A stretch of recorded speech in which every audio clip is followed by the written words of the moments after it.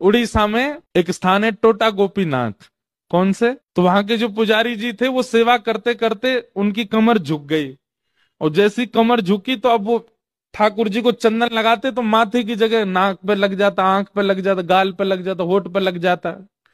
दर्शनार्थी बोलते, पुजारी जी देखो, गोपीनाथ जी की आंख पे चंदन लगा दिया आपने, गाल पे लगा दिया, मुंह पे लगा दिया। उनको बड़ी पीड़ा होती।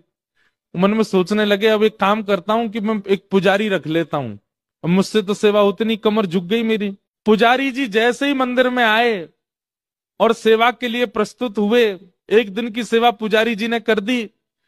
रात्रि में मंदिर जैसे ही बंद हुआ तो महाराज, पूर्व के जो पुजारी जिनकी कमर झुक गई, उनके स्वप्न में श्री ठाकुर जी गए, और ठाकुर जी जाके बोले, देखो मुझे आपसे ही सेवा चाहिए, ये कोई और मेरा स्पर्श नहीं करेगा, आप ही चंदन घिसो, आप ही पोशाक पहनाओ, आप ही श्रृंगार करो। ठाकुर जी, वो तो मुझे बहुत प्रसन्नता है कि आपको मुझसे सेवा चाहिए, पर मैं तो बीमार हो गया, मेरी कमर झुक गई, अब कैसे चंदन लगाऊं आपको? ठाकुर जी बोले, हमें नहीं पता, हमें आपसे ही सेवा चाहिए, कल सुबह पुजारी नहीं आना चाहिए, आप ही आओगे सेवा में। बेचारे प्रसन्न भी हो रहे थे पर रो भी रहे थे। प्रसन्न इसलिए हो रहे थे, बताओ ठाकुर जी को मेरे हाथ से सेवा चाहिए, रो इसलिए रहे थे कि मैं सेवा कर नहीं पाता।